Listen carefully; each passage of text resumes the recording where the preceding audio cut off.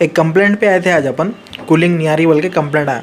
तो अब कूलिंग नहीं आ रही तो दो टाइप के कंप्लेंट्स रहते हैं। एक तो बिल्कुल ही कूलिंग नहीं आती, मतलब आउटडोर चलता ही नहीं, तो वो एक कंप्लेंट रहता। और एक क्या रहता, कूलिंग कम आते रहती। कूलिंग कम आ रही बोले तो उसके ऊपर तो एक अलग टॉपिक है वो। तो अब खैर, अब ये जो मशीन है इसके अंदर कूलिंग बिल्कुल ही नहीं आ रही, मतलब आउटडोर ऑन ही नहीं हो रहा। तो अब अपने को आउटडोर नहीं ऑन हो रहा बोले तो अपन क्या चेक करना, फर्स्ट पीसीबी का कवर खोल लेना। कवर खोल लेके पीसीबी अपने को आउटपुट दे रही नहीं दे रही, कंप्रेसर पावर पीसीबी से आ रहा नहीं आ रहा, चेक कर लेना। अब ये चेक करने के बाद में अपने को आउटडोर के पास जाके चेक करना है। फर्स्ट अपन इंडोर से कंफर्म कर लेना, समझो इंडोर ओके है नहीं है अपना। उसके बाद आउटडोर कन जाके हाथ लगाना। डायरेक्ट आउटडोर कन जाके चेक करो तो कुछ भी नहीं मालूम होता अपने को। इंडोर ओके रहा, आउटपुट आ गया अपने को बोले तो जब अपन आउटडोर कन जाना। तो खैर मैं आउटडोर के पास आ गया।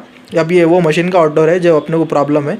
अब यहाँ पे तो मैं चेक कर लिया इसके अंदर क्या प्रॉब्लम है, लेकिन अब यहाँ पे मैं वीडियो नहीं बना सका। कहीं को बोले तो वहाँ पे पोजीशन सही नहीं है ठहरने का। तो सेम वैसा ही मॉडल अपने को बाजू में था और एक आउटडोर, तो वो आउटडोर में ओपन कर लिया।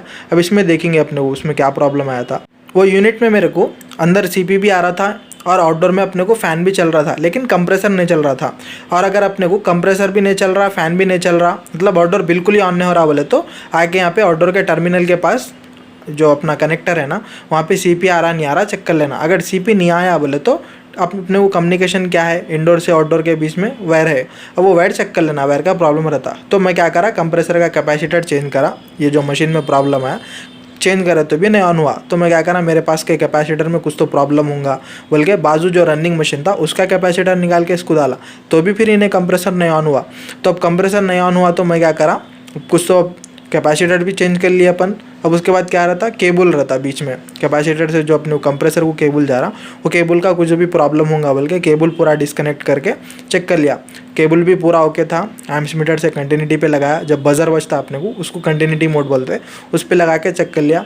वायर तो पूरा ओके था। फिर कंप्रेसर के जो टर्मिनल रहते CSR, वहाँ पे भी अपने को पूरा ओके था। कभी कभी क्या होता, हीट से वो कंप्रेसर के जो टर्मिनल्स रहते वो जल जाते, वो जलने की वजह से अपने को कंप्रेसर ऑन नहीं होते रहता। तो इसमें अपने को टर्मिनल भी पूरा ओके था, वायर भी पूरा ओके था। तो अब बचा क्या, कैपेसिटर चेक कर लिया अपन, वायर वे चेक कर लिए।